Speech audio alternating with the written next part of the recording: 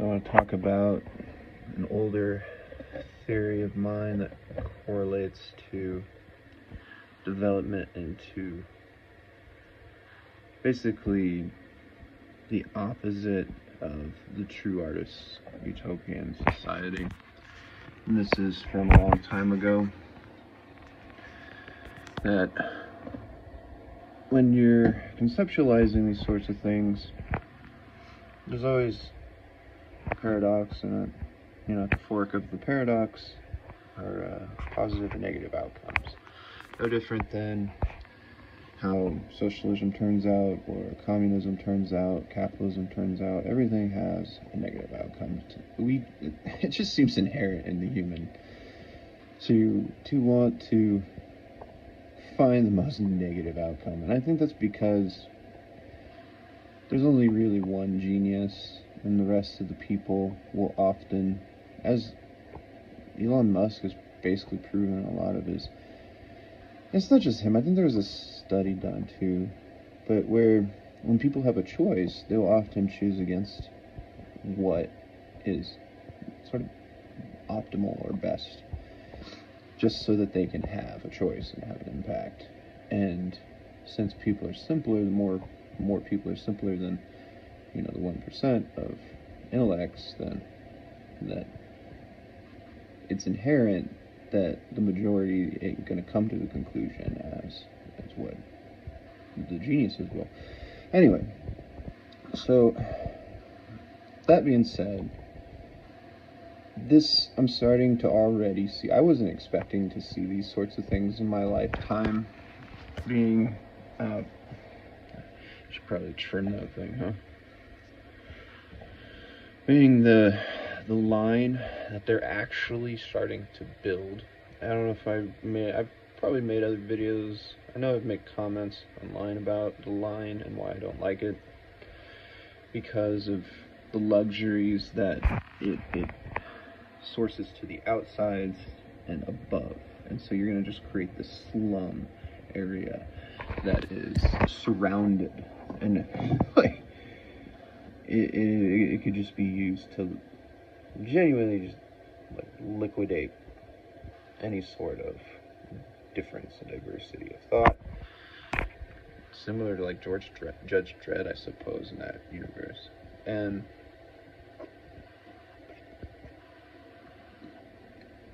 so this is something I've hidden for a while, but we're getting closer to it. It's inevitable. I knew that at the time, that this is going to essentially happen, and in any manner of ways. It doesn't necessarily mean it's going to happen exactly how I foresee it or predict it or whatever. That once you start building cities in that sort of grid structure, those grid lines are going to expand out. I took it to a point where I look at people need space. We need a place to run. Basically, what I was trying to conceptualize was fighting colonialism, but not real colonialism. Real colonialism, as in ant colonies, and hive mentality is what I used to call it. So it looks at everything aside from a free-willed society is communist. We have communities, we have communes, we have communal codes, we have communal gatherings everywhere. Everything is basically communism, except for a free-willed society. And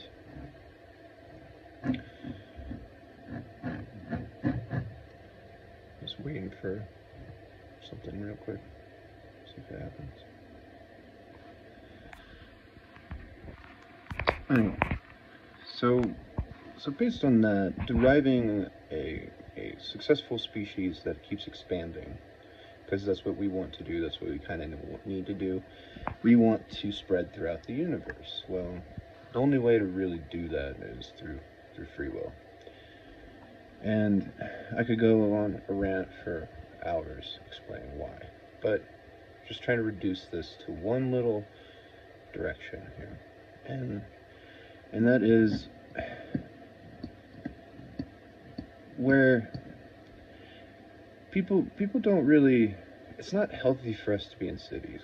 Is essentially what I'm saying. Like it's really not healthy. I mean, in the future, there's one person, one family could own their own planet, sort of thing. But that's way ahead of myself right now. There it is.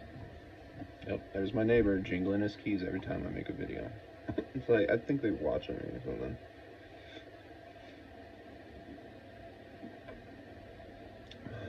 They do it the same way every single time, too. Anyway, so you take this and you flip it around. People in cities essentially are forming hive structures and hive mentality. We need open space. And the quality of life that comes with that is the freedoms of choice, the ability to build and manipulate their own environment and to change their own environment. And that it's sort of, if you had the expansion of the West today with modern technology, right?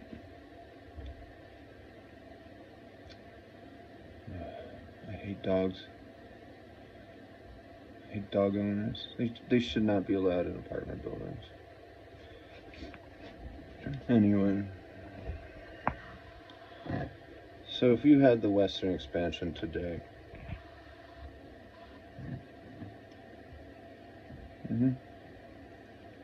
stomping around, jangling his keys, trying to distract anybody.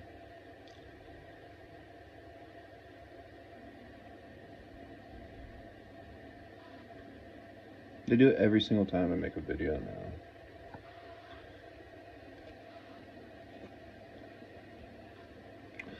So this lays a footwork into basically two issues in mankind where we're inevitably going to fail. And so if you create a structure that generations are going to depend on, like the line, that is going to just restrict the brain, the cognitive functioning, how and what you can do. And that is going to reduce it. And studies have proven, just as I have spoken about my thought experiment of the empty room, what happens when you put somebody into an empty room and you give them a guitar. But the thought experiment can go with anything. Essentially, people have actually been put into rooms, locked up, and left there. And from a very young age, their entire lives. And that is, it's really, it just... So you scale that, essentially, to what the line is going to be. You can't escape it. How are you going to run out from it? It's in the middle of a desert, for fuck's sake. And the only places of luxury at the top, on the outsides.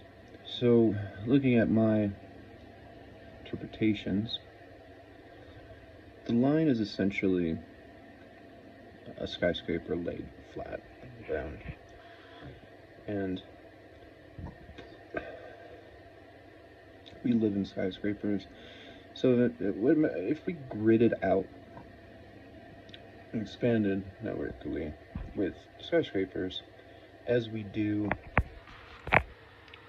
highways, for instance, but in a three-dimensional way, eventually the entire Earth's surface is going to be covered in that, right?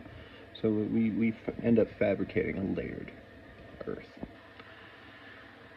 And the issues with that should be apparent, but compiling that and correlating it with the outcome of what the line would do, you have the exact same issues. So my theory goes into delaying that as long as possible, because if we keep expanding and we keep finding solutions for expansion and we don't set limits on human reproduction, which is a dangerous slope too, because then you go down this path of limiting human rights and it creates oppression. And that's what we want to do, and we do that through capitalism too. It's the exact same concept. And we're literally trapping ourselves. So you take that, you flip it. let's flip our entire structure right now. We take the farms, so you can take like an 80-acre farm, split it into 4 stories, right? So you have 10 stories or 10 acres per story. And you can do this in all cities with all skyscrapers that aren't like monuments and stuff, and you start building these anywhere on the planet.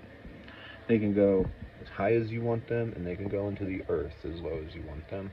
And essentially you can produce any sort of environment inside of these that can replicate any culture's environment. Say you wanted to make real blue cheese, or you want to make any type of mushroom, truffles, whatever. You can do that in this sort of structure, because it's not just taking a farm and layering the farmland. What it's actually doing is allowing you to organize a weakness as a strength, and turn our strengths into weaknesses, affording people more land, more freedoms.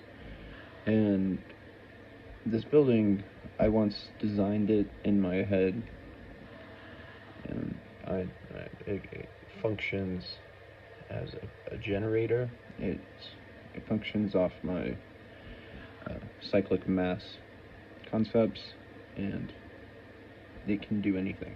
Essentially, you can clean the air with these things, right? We can reverse global warming if you wanted to invest in this today. Not saying we should not, but because people are nowhere near that. I mean, people can't even handle their dogs in a hallway. They're so incompetent. They have no self-awareness whatsoever, and no conscientiousness, and everybody's a hypocrite. We can't even. I've been fighting hypocrisy for years, writing philosophy for it, trying to design new constitutional amendments so we can expand the Constitution to fight hypocrisy through giving more freedoms. And that's the only way you can really do it. So,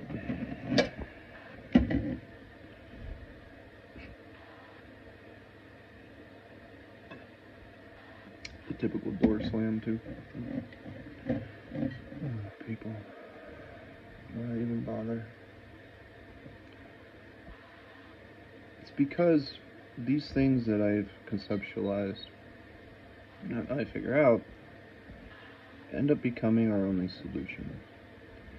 That we're either going to destroy ourselves or we're not, and some of these things are inevitable. No matter how you come across them, we are going to create a layered Earth. As we expand, as population expands, we can pretend that we're doing the right thing right now, and it's going to last.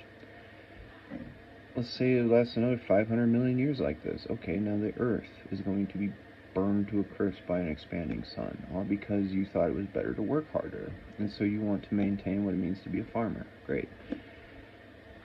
If we've turned into like this weird Greek Orthodox Spartan-like structure of farmers, and nobody else cannot be a farmer, right? And so that's the correct way to work, because that's the hardest working work there is. And then we all do it by hand instead of tilling with horses. we till the earth with our fingers, sort of thing.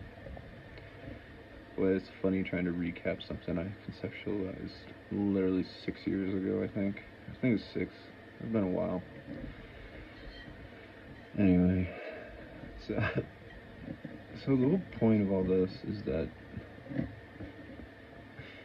through philosophy, as long as we don't lose philosophy, there's always that ability to create another artist. And as long as we can actually create an artist, it means that we have become something that we were in the past and potentially lost. So that's the importance of art, is that it is true individuality, but also it's completely worthless and pointless. Art is, it's just something you hang on your wall, something you see when you walk down the street. It can be infinitesimally beautiful, it can last forever, or it can be just in a split moment, in a fraction of a second. And As long as you can have that, it means that, you know, potentially we're still human. But Guinness is the best, I tell ya.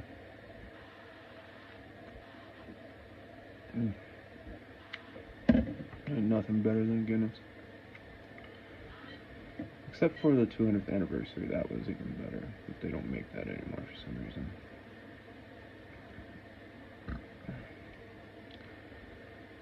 That's pretty much everything. I don't need to talk anymore. Aside from maybe elaborating on it. It's just when you decide to implement this sort of stuff. Everybody knows the difficulty of expanding humanity too far, giving everybody everybody becomes a plot of land. It replicates cities eventually, right? And the problem with megalomaniacs and people who want more than they need or deserve, in which that always makes you sound like a communist. But as I'm saying, these things are sort of inevitable. You get people either way that want to choose who has the right to live and who has the right to die because of that they want more and more, and they think that this is right, and they're afraid of these sort of systems that actually incorporate some sort of logistics of theory of infinite diversity or infinite potential, right? There's another thing that I incorporate into it, infinite potential, that everybody, you know, there's many roads to similar conclusions, but any equation can, as long as you have an answer, there's an infinite amount of ways to come to that answer in an equation. Depending, of course, on what you're coming from to find that solution, obviously. But if you just erase that and you look at it with the mind, which has just this imagination going on up here, that you could just give somebody a solution, and in theory, everybody on Earth could have a different way to find that solution.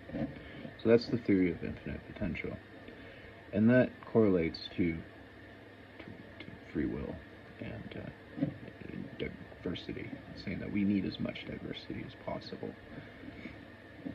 And I'm not, and people will take it, and this is the funny part about people, they'll take it and they'll put it into their own frame of mind because they don't have the same conclusion as me, right?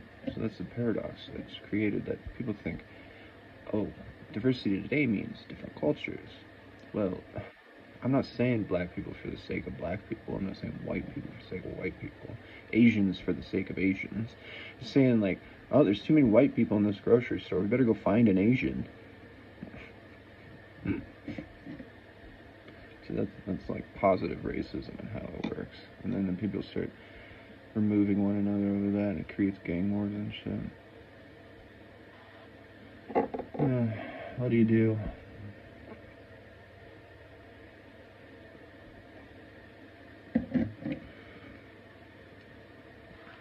I hate mustaches. I don't know why I keep one on my face. Anyway.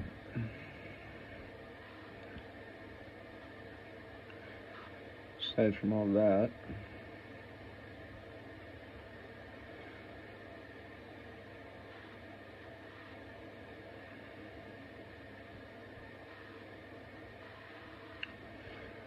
with all that outlined in 20 minutes, that explains how we hunt new philosophers, because we're so afraid of the idea of communism that people are afraid to even rationalize for or against it.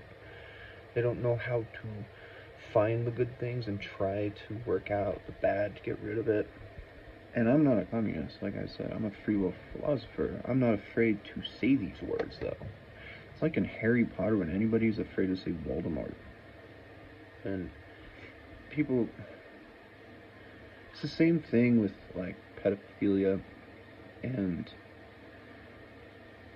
understanding how and why that's a whole other topic based on, like, natural selection and how I think I've made videos about it, but maybe I've never uploaded them because it's such a trigger word to try and explain to people why people like certain body shapes, forms, and figures. As an artist, I see shapes and shading and lines and stuff, so that's how my brain's been wired.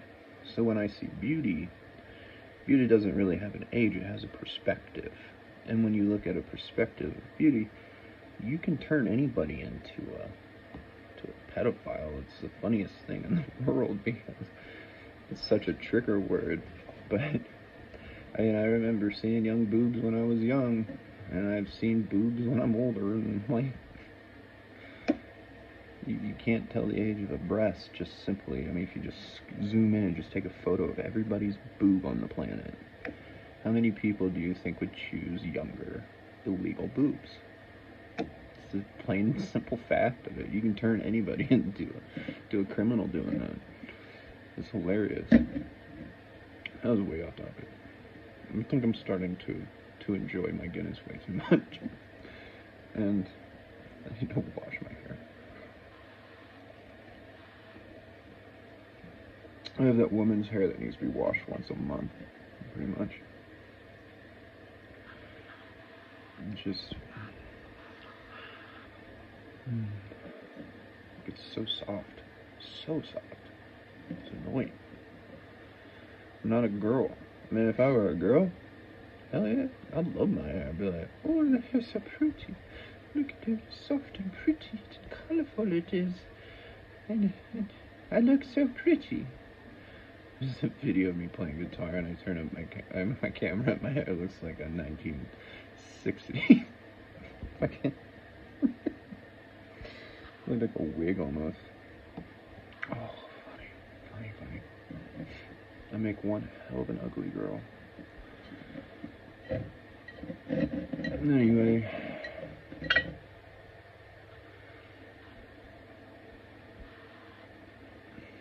So what do you do?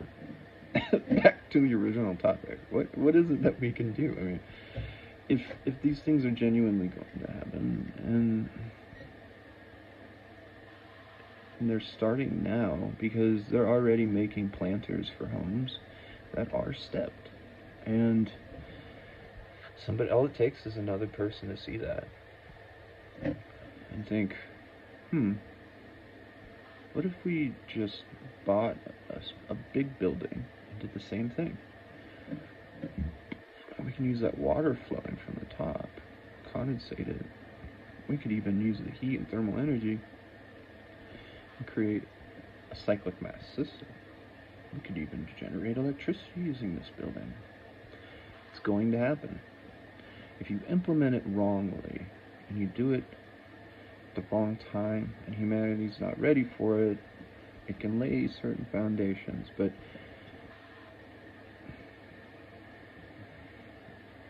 who knows? I mean, like, we're so short, our lives. We're so short, but you need generation by generation too at the same time, and you have to try and predict what these generations might potentially do. And